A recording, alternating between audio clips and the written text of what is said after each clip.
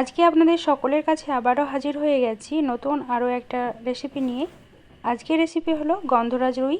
কিভাবে খুব সহজেই সুস্বাদু সুঘ্রাণ এই গন্ধরাজ রুই তৈরি করবেন বাড়িতেই, সেটারই রেসিপি আজকে নিয়ে এসে হাজির হয়েছি। তো চলুন দেখি রেসিপিটা প্রথম থেকে শেষ পর্যন্ত।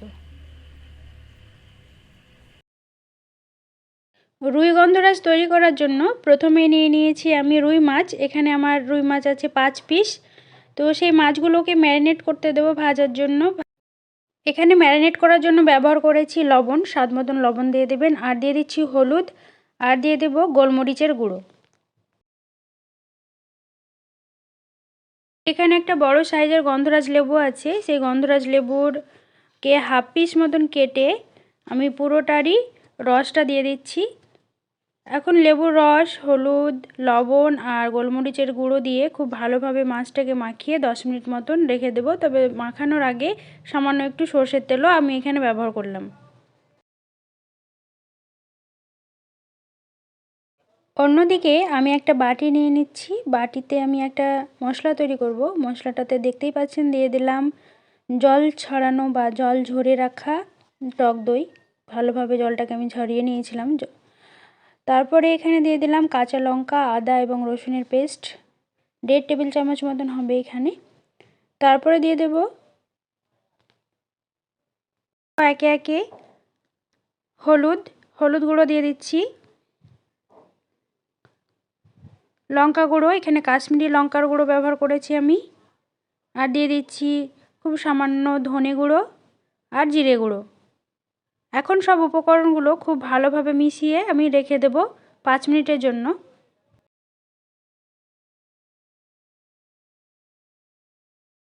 অন্যদিকে একটা কড়াই বসিয়েছি। কড়াইতে আমি পরিমাণ মতন তেল দিয়ে দিলাম মাছ ভাজার জন্য। এখন একে একে আমি মাছগুলো ভেজে নেব। মাছটা ভাজতে ভাজতে আমি একটা পেস্ট তৈরি করে নেব। অন্যদিকে পেস্টটা হবে সর্ষে গুঁড়ো আর পোস্ত। সর্ষে এখানে নিয়েছিলাম 1 টেবিল চামচ আর পোস্তও নিয়েছিলাম 1 টেবিল চামচ মতন। এখন পুরোটা পেস্ট করে নিয়েছি। পেস্ট করে নেওয়ার পরে খুব সামান্য একটু জল দিয়ে গুলে রেখে দেব। যতক্ষণ মাছটা আমি রেডি করব, ভেজে নেব, তারপরে মশলা কষাবো, ঠিক ততক্ষণ এই জলে গুলিয়ে রেখে দেবো, যার ফলে সর্ষের যে তেতো ভাব সেই তেতো ভাবটা থাকবে না।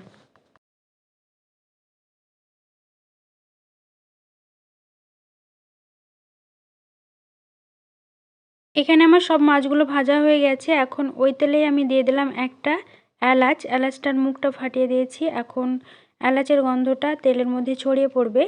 এরপরে আমি দিয়ে দেব সেই পেস্ট করে রাখা মশলাটা বলতে যেটা আমি আদা রসুন আর টক দইয়ের যে মিশ্রণটা করে রেখেছিলাম সেটা দিয়ে দিলাম। এই মশলাটাকে বেশ খানিক ধরে কষিয়ে নেব আমি, প্রায় 5 থেকে 7 মিনিট মতন অল্প আঁচে কষিয়ে নিতে হবে। মশলাটা কষানো হয়ে গেলে একটু সামান্য জল দিয়ে দিলাম। জল দেওয়ার পরে আরও একটু ভালোভাবে নেড়ে চেড়ে নিয়ে তারপরে দিয়ে দেব ওই যে সর্ষে আর পোস্তটা বেটে রেখেছিলাম, সেই সর্ষে এবং পোস্ত বাটাটা দিয়ে দিচ্ছি। পুরো মশলাটা আবারও খুব ভালোভাবে কষিয়ে নিতে হবে। অল্প আঁচে টাইম ধরে একটু কষিয়ে নিতে হবে যাতে কাঁচা গন্ধটা চলে যায়। মশলার মধ্যে তেল তো ছিলই, তার সঙ্গে পড়ে গেল পোস্ত আবার দই, তো যার ফলে তেলটা উপরে ভেসে উঠে আসছে, দেখতে বেশ ভালোই লাগছে। এখন দিয়ে দিলাম পরিমাণ মতন জল, যতটা আমি ঝোল করব ততটা। ঠিক সেই সময় আমি আবারও দিয়ে দিলাম লবণ, স্বাদ মতন লবণ।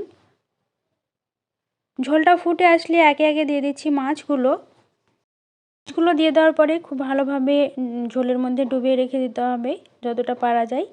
তো 2 মিনিট মতন ফুটবে। 2 মিনিট পরে আমি দিয়ে দেবো এখন গন্ধরাজ লেবুর রস। যে বাকি অর্ধেকটা ছিল সেই বাকি অর্ধেকের লেবুর রসটা আমি দিয়ে দিচ্ছি এখন। গন্ধরাজ লেবুর রসটা দিয়ে দেওয়ার পরে তারপরে দিয়ে দেব গন্ধরাজ লেবুর পাতা। এখানে আমি কয়েকটা 4টে মতন গন্ধরাজ লেবুর পাতা রেখেছিলাম, ফ্রেশ, ভালোভাবে ধুয়ে তারপরে দিয়েছিলাম। তো দেখতেই পাচ্ছেন এখানে কালারটা ভীষণ সুন্দর এসছে। এখন 5 মিনিট মতন ঢেকে রান্না করব। 5 মিনিট পর ঢাকনা তুলে নিয়েছি। এখন আমার রান্না প্রায় কমপ্লিট। তো কেমন লাগলো আমার আজকের এই গন্ধরাজ রুই? আশা করি ভালো লেগেছে। আর যাওয়ার আগে চ্যানেলটি সাবস্ক্রাইব করার অনুরোধ রইল। আর তার সঙ্গে জানাবেন কমেন্টের মাধ্যমে আপনাদের ভালো লাগা বা খারাপ লাগার ব্যাপারে। পরবর্তী এপিসোডে নিয়ে আসবো আরও নতুন নতুন রান্না নিয়ে হাজির হব। আর ততক্ষণে আপনারা ভালো থাকবেন, সুস্থ থাকবেন। অনেক ধন্যবাদ এতক্ষণ আমার পাশে থাকার জন্য।